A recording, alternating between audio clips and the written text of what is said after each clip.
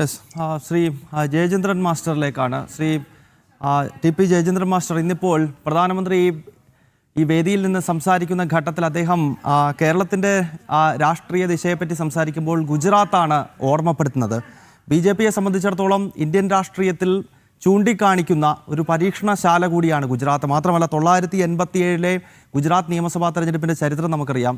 രാഷ്ട്രീയ സ്വയംസേവക സംഘത്തിൽ നിന്നും BJPയിലേക്ക് എത്തുന്ന നരേന്ദ്രമോദി അന്നവിടെ സംഘടനാ സെക്രട്ടറിയായി ചുമതല ഏറ്റതിന് ശേഷം നടക്കുന്ന ആദ്യത്തെ തെരഞ്ഞെടുപ്പ്.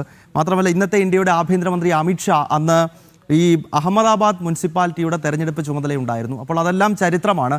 അക്കാര്യങ്ങളൊക്കെ പുത്തരിക്കണ്ടത്ത് വന്ന് പ്രധാനമന്ത്രി സംസാരിക്കുമ്പോൾ തീർച്ചയായിട്ടും BJPയുടെ ദേശീയ നേതൃത്വം വരുന്ന നിയമസഭാ തെരഞ്ഞെടുപ്പിനെ അത്രത്തോളം പ്രാധാന്യത്തോടെ കാണുന്നുവെന്ന് വേണ്ടേ മനസ്സിലാക്കാൻ?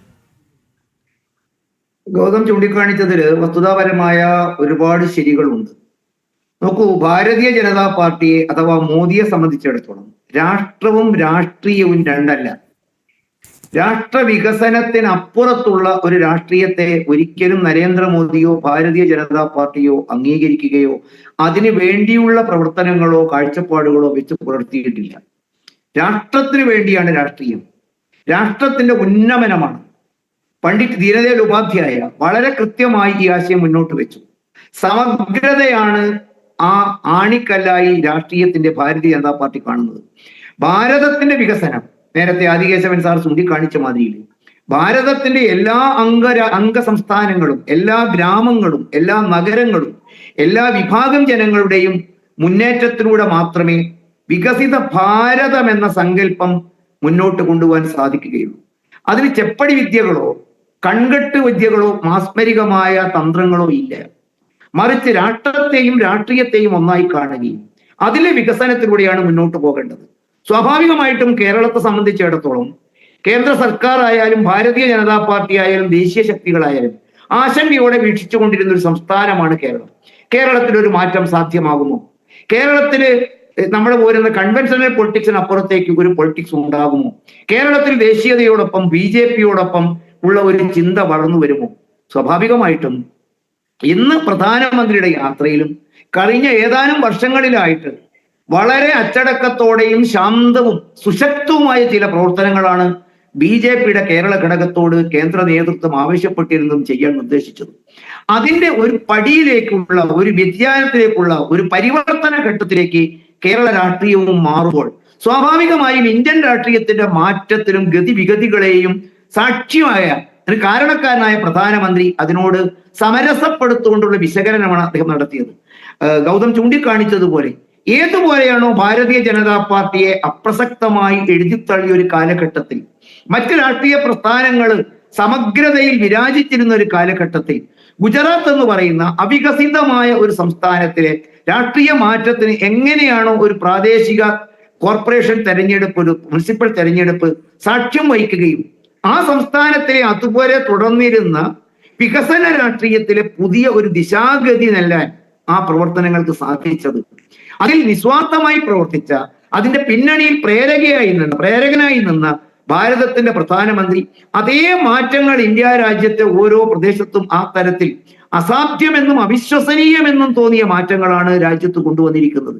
സ്വാഭാവികമായിട്ടും ത്രിപുരയിൽ വന്ന മാറ്റങ്ങൾ, ആസാമിൽ വന്ന മാറ്റങ്ങൾ, ഉത്തര ഭാരതത്തിലും ദക്ഷിണ ഭാരതത്തിലും മധ്യ ഭാരതത്തിലും വടക്കു കിഴക്കൻ മേഖലകളിലും ഒക്കെ നടത്തിയ സംശുദ്ധവും ശാന്തവും അതേ സമയത്ത് വളരെ കൃത്യമായ മുന്നൊരുക്കങ്ങളെയും ആസൂത്രണങ്ങളും നടത്തിയ മാറ്റത്തിന് കേരളവും തയ്യാറെടുത്ത് തുടങ്ങിയതിന്റെ രണ്ട് സൂചനകളാണ് നേരത്തെ ഗൗതം ചൂണ്ടിക്കാണിച്ചത്. ഒന്ന്, തൃശ്ശൂരിലുണ്ടായ മാറ്റം കേരളത്തിലെ രാഷ്ട്രീയ നിരീക്ഷകന്മാർക്കോ മാധ്യമ പ്രവർത്തകന്മാർക്കോ മനസ്സിലാക്കാവുന്ന ഒരു മാറ്റമായിരുന്നു തൃശ്ശൂരിൽ ഉണ്ടായിരുന്നത്. ഇതേ സമാനമായ അന്ന് സത്യത്തിൽ കേരളത്തിലെ ദേശീയതയെ എതിരായി കാണുന്ന അല്ലെങ്കിൽ ആ വളർച്ചയിൽ അത്ര ആഹ്ലാദം കൊള്ളാതിരുന്ന മാധ്യമ പ്രവർത്തകന്മാരും നിരീക്ഷകന്മാരും അതൊരു അബദ്ധമായിട്ടോ അതൊരു അസ്വാഭാവികമായിട്ടുണ്ടായ ഒരു പ്രവണതയായിട്ടോ ചിത്രീകരിച്ചെങ്കിൽ വളരെ കൃത്യമായിട്ട് BJP പറഞ്ഞു, ഈ വരുന്ന തദ്ദേശ സ്വയംഭരണ സ്ഥാപനങ്ങളുടെ തെരഞ്ഞെടുപ്പ് കേരളത്തിന്റെ തലക്കുറി മാറ്റുന്ന ഒരു തെരഞ്ഞെടുപ്പായിരിക്കും. ഏതാണ്ട് ഇപ്പോഴും കേരളത്തിന് അല്പം പ്രയാസമുണ്ടോ എന്ന് എനിക്കറിയില്ല. കേരളത്തിന്റെ തലസ്ഥാന നഗരി തിരുവനന്തപുരത്തിന്റെ ഭരണമാറ്റം, അവിടെ വെച്ചും ഒരു കാര്യം BJP പറഞ്ഞു, ഇത് കേവലം ഒരു കോർപ്പറേഷൻ ഉണ്ടായ ഭരണമാറ്റമല്ല. കേരളത്തിൽ വർഷാവർഷങ്ങളായി നമുക്ക് നടത്താൻ കഴിയാതെ പോയ, ഒരുപക്ഷെ എന്നേക്കാൾ സമഗ്രമായി സംസാരിക്കാൻ ആദികേശവൻ സാർക്കും മോഹൻ സാർക്കും സാധിക്കും. നോക്കൂ, എന്തുകൊണ്ടാണ് കേരളം പുറകോട്ട് പോകുന്നത്? കേരളത്തിന്റെ സാധ്യതകൾ എന്തൊക്കെയാണ്? ഏതാനും മിനിറ്റുകൾക്കുള്ളിൽ അക്ഷരാർത്ഥത്തിൽ കേരളത്തിനെ കുറിച്ച് പ്രധാനമന്ത്രി വളരെ ചിന്തോദീപനങ്ങളായ ചില കാഴ്ചപ്പാടുകൾ കൂറിയിട്ടിരിക്കുന്നു.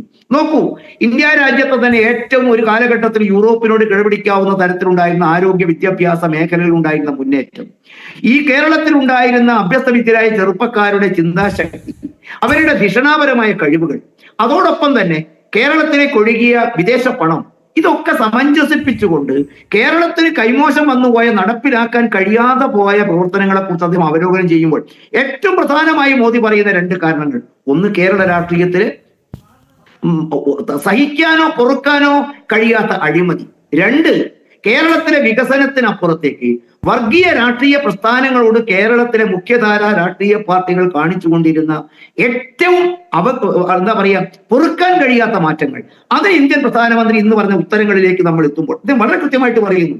കേരളത്തിലെ ടൂറിസം രംഗത്ത് ഉണ്ടായിരിക്കേണ്ട മുന്നേറ്റങ്ങൾ, കേരളത്തിലെ വിദ്യാഭ്യാസ രംഗത്ത് നേടേണ്ട മാറ്റങ്ങൾ, കേരളത്തിലെ വ്യാവസായിക രംഗത്ത് നാം നേടേണ്ട മാറ്റങ്ങൾ, ഇതിന് റെയിൽ കണക്ടിവിറ്റി അഥവാ ഇൻഫ്രാസ്ട്രക്ചർ ഡെവലപ്മെന്റ് വളരെ പ്രധാനപ്പെട്ടതാണ്. അതുകൊണ്ട് തന്നെ ഭരണം ഒരുപക്ഷെ കേരളത്തിൽ കിട്ടിയിട്ടില്ലാത്ത BJPയുടെ ഭാരതത്തിന്റെ പ്രധാനമന്ത്രി ഇന്ത്യയിലെ ദക്ഷിണേന്ത്യയിലെ മുഴുവൻ സംസ്ഥാനങ്ങളെയും കോർത്തിണക്കിക്കൊണ്ടുള്ള കേരളം, തമിഴ്നാട്, ആന്ധ്രാപ്രദേശ്, തെലുങ്കാന, കർണാടക, ഭാരതത്തിന്റെ രക്തധമനികളിലെ ആരോഗ്യകരമായ രംഗത്തിന് ഒരു രക്തചംക്രമണ വ്യവസ്ഥ ഏതുപോലെയാണോ കൃത്യവും വേഗതയുമാർന്ന വേഗത്തിൽ ഉണ്ടാക്കേണ്ടത്, അതിന്റെ മുന്നേറ്റമായിട്ടാണ് അദ്ദേഹം ഇന്ന് ഉദ്ഘാടനം ചെയ്തിരിക്കുന്ന റെയിൽവേ പദ്ധതികളെ പലരും വിശേഷിപ്പിക്കുന്നത്. അതോടൊപ്പം താങ്കൾ നേരത്തെ പറഞ്ഞ മാതിരിയിൽ രാജ്യത്തിന് മുഴുവൻ ജനവിഭാഗങ്ങളും വികസിക്കണം. നഗരങ്ങളിലെയും പാർശ്വവൽക്കരിക്കപ്പെട്ട പിന്നോക്കമായി പോയ ജനതയെ മുഖ്യധാരയിലേക്ക് കൈപിടിച്ചുയർത്തുകയാണ് ഒരു ഭരണാധികാരിക്ക് ചെയ്യാനുണ്ടാകുന്നത്. പ്രധാനമന്ത്രിയുടെ PM സ്വനിധിയിൽ വർഷങ്ങളായി പാർശ്വവൽക്കരിക്കപ്പെട്ട തെരുവ് കച്ചവടക്കാർ, മത്സ്യമേഖലയിൽ പ്രവർത്തിക്കുന്ന ആളുകൾ, അവരെയൊക്കെ സമൂഹത്തിന്റെ മുൻധാരയിലേക്ക് എത്തിക്കുകയും എല്ലാ ഒരുമിപ്പിക്കുക എന്ന ലക്ഷ്യം നമ്മൾ തുടക്കത്തിൽ നേരത്തെ പറഞ്ഞതുമാണ്.